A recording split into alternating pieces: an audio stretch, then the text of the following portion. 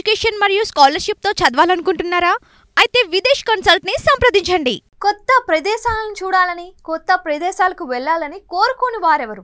అంతా తమ ఆర్థిక పరిస్థితులను బట్టి దేశ విదేశాల్లో విహారయాత్రలు చేస్తూ ఉంటారు. అయితే పర్యాటకుల ట్రెండ్లో మార్పులు చోటు చేసుకున్నాయి.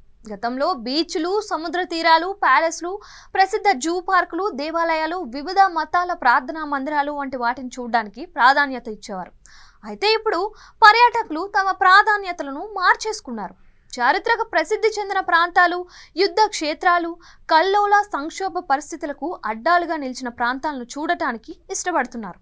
దీన్నే డార్క్ టూరిజం అంటున్నారు. ప్రస్తుతం ఉక్రెయిన్ రష్యా యుద్ధం జరుగుతోంది. అలాగే ఇజ్రాయెల్ హమాస్ మధ్య కూడా యుద్ధం జరుగుతోంది. మరోవైపు ఇజ్రాయెల్ సిరియా, ఇజ్రాయెల్ ఇరాన్ మధ్య ఉద్రిక్త పరిస్థితులు నెలకొన్నాయి.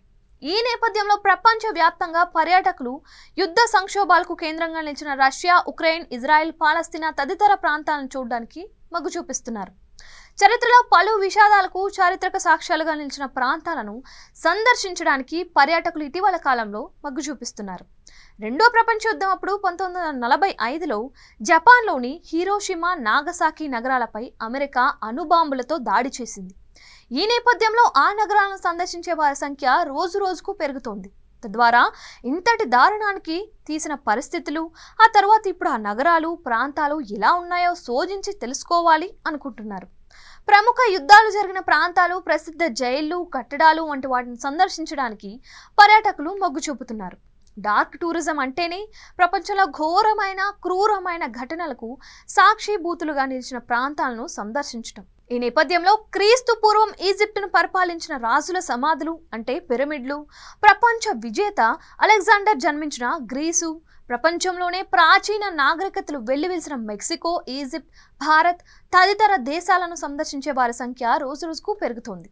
డార్క్ టూరిజంలో భాగంగా పర్యాటకులు ప్రధానంగా America, Canada, Brazil, Mexico, Latin America, Germany, UK, France, Spain, Italy, Russia, Poland, చెక్ Republic, Romania, Bharat, Australia, China, Japan, Bahrain, Kuwait, Oman, Qatar, Saudi Arabia, UAE, దక్షిణాఫ్రికా, ఇజ్రాయెల్ వంటి దేశాలకు వెళ్తున్నారు. ఇక మన దేశంలో భారీ జలప్రలయం సంభవించిన ఉత్తరాఖండ్, కేరళ రాష్ట్రాలతో పాటు మౌర్యులు, గుప్తులు, మొఘల్ చక్రవర్తుల కాలంలో వెల్లివిలిసిన ఢిల్లీ, గయా, పాటలీపుత్ర, రాజస్థాన్, మహారాష్ట్ర వంటి ప్రాంతాలను చూడటానికి పర్యాటకులు ఎక్కువగా ఇష్టపడుతున్నారు. ముఖ్యంగా రాజస్థాన్, మహారాష్ట్ర, ఢిల్లీలోని కోటలను, రాజ ప్యాలెస్లను చూడటానికి పెద్ద ఎత్తున పర్యాటకులు తరలి వస్తున్నారు. అలాగే అండమాన్లోని స్వాతంత్ర సమరయోధులను కారాగారంలో ఉంచిన సెల్యులార్ జైలు, అమృత్సర్ జలియన్ వాలాబాగు, గుజరాత్, హర్యానా, పంజాబ్ రాష్ట్రాలలోని సింధు నాగరికత కాలం నాటి ప్రాంతాలు, భూకంపంతో తీవ్రంగా దెబ్బతిన్న భుజ్ ప్రాంతం